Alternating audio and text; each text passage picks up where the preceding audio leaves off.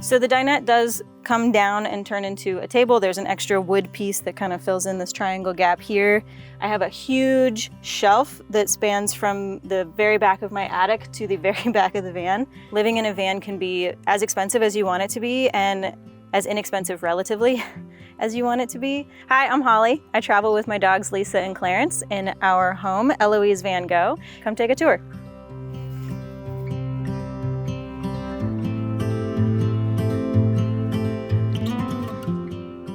Welcome to my kitchen.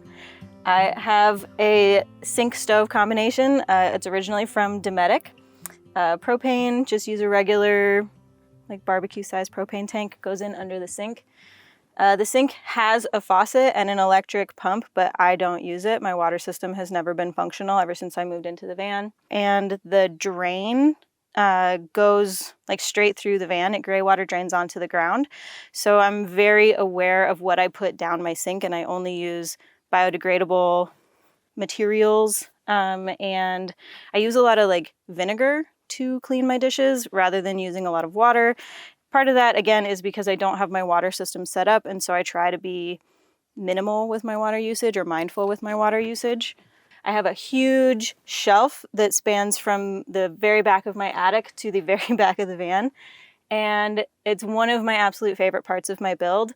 I opted for open shelving partially because it makes the space feel a lot bigger, being able to like see all the way through, back through the walls, rather than having cabinetry here and like cutting off the view and making it a little bit smaller feeling and more claustrophobic. I use a 35-liter Yeti cooler instead of a fridge. And I do this for a couple of reasons. I don't think that I have the electrical system to power a fridge.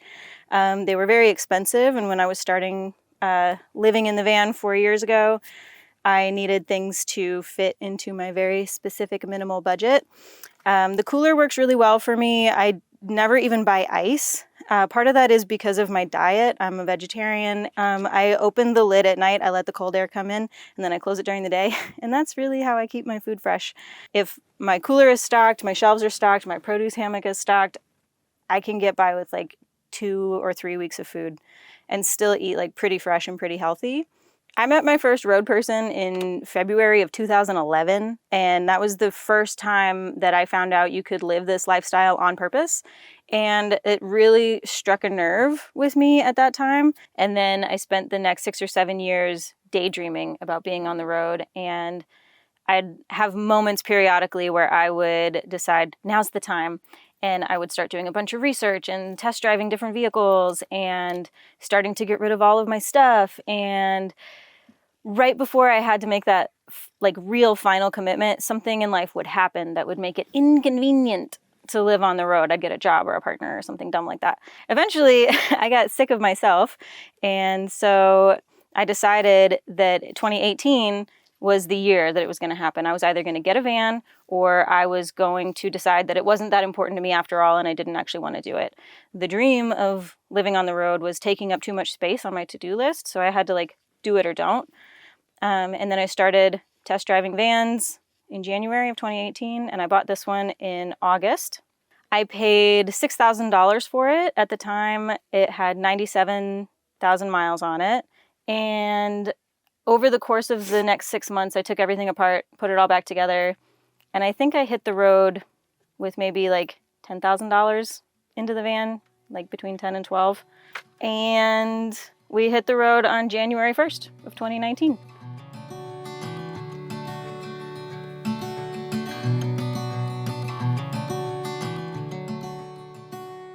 My dogs really like being with me all the time, and Lisa has always been a very good road trip dog, a really good camping dog, and so moving into the van for her was just the best of all of her worlds. She could be with me all the time, and we were in the car all the time and camping all the time.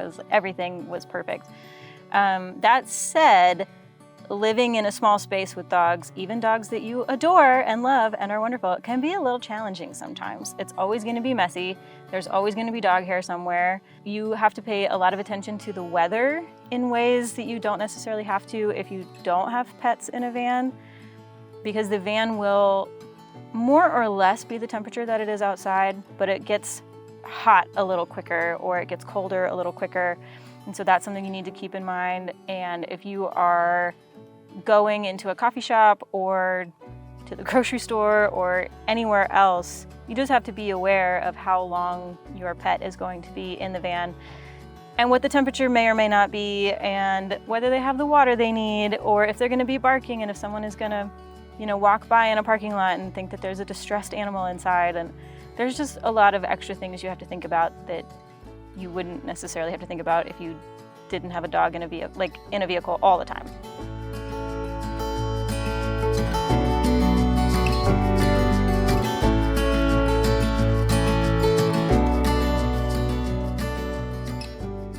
Welcome to my dinette, bed, and board game station.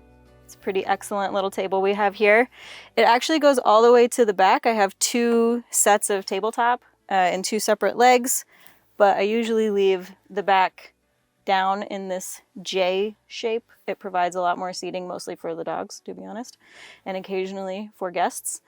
I do a lot of my work here. I cook here. I don't have a lot of counter space otherwise in my kitchen area, so this ends up being like kitchen prep space if it's in table mode and not in bed mode. I kind of do all kinds of work because having income come from just one source really stresses me out. So over the last 4 years, I've primarily done freelance writing, ghostwriting and copywriting for the outdoor industry and for like the B2B tech industry. I also edit photos, make art, do coaching, and a handful of other things. I will say yes to most gigs if they sound like a good time and a fun way to make some money.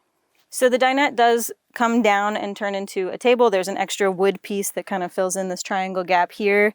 The benches on either side are storage. This first one here has like mostly dog paraphernalia. In the back over here, I have more of my outdoor gear, all of my backpacking gear, hiking poles, etc., and some tools. On the other side, my electrical setup is in this back corner here. It is an octopus. It is not pretty, but it functions. The giant shelf kind of transitions from a kitchen and bathroom space and into more books and art and incense and materials and that sort of thing. I have an affirmation deck that I made a few months ago that I have all the supplies for back there for when I sell decks. This side is mostly books and journals and my tarot decks, affirmation decks, oracle decks, etc. This shelf was one of the more recent additions to the van. I really haven't made that many changes to it in the 4.5 years that I've owned it. And honestly, I bought the van and built the van expecting it to last me a year. Because when I was doing all of my research for van life, vanners, van builds, etc., most of the people that I was seeing at the time in 2018 era were living in their vans for about a year, and then usually a year in something would happen and they would decide that they needed a new van, or they would take their build all the way apart and rebuild it. And so that's kind of what I had in my mind when I bought and built this van, was it just needs to last me a year. And then I really haven't made any changes to it except by adding the shelf because I have too many books, which is a personal addiction, and I'm not mad about it. I don't plan on making any major alterations because I didn't enjoy the build process enough to really want to like engineer a different way of being.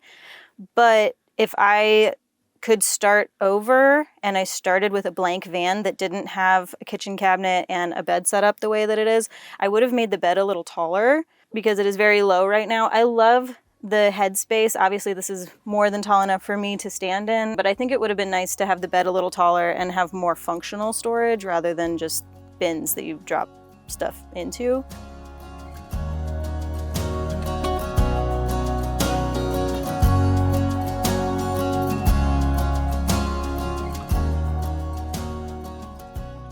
So when I bought the van, it didn't have a solar setup. I installed a 100-watt solar panel on the roof before I installed my beautiful tongue and groove ceiling.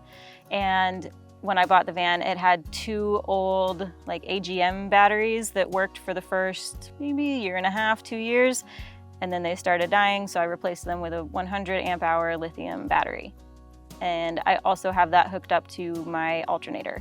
So I've got those 2 ways of charging the battery, and then I also have shore power if I ever need it. I've used it maybe 2 times. Both of the times were so I could use power tools in the van and build it.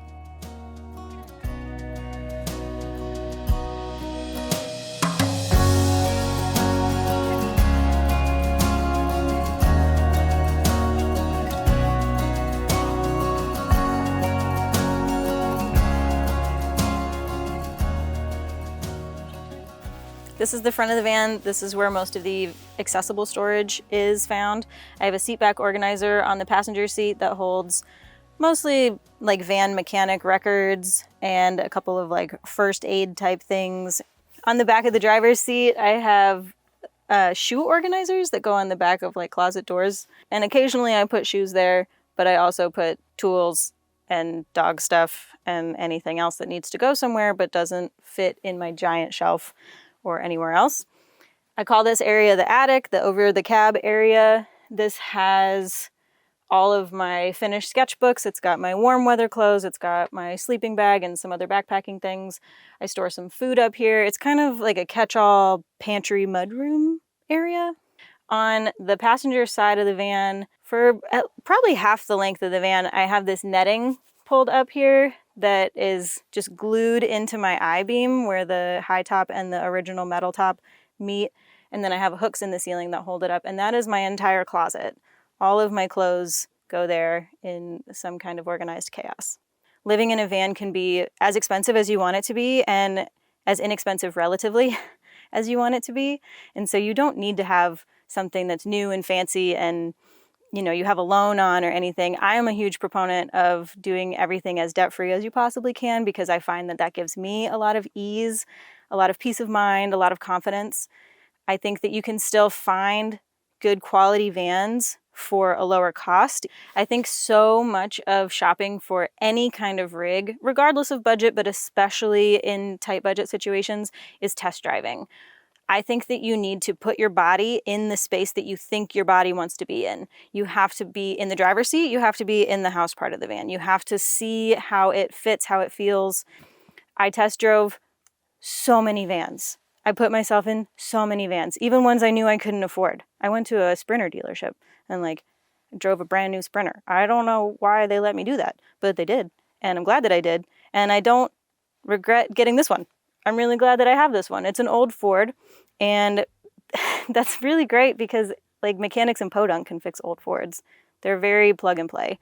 I am not a mechanic, but I tell you what, I know so much more about mechanic anything now than I knew 4.5 years ago when I bought it, just because you can fix so much of this on your own.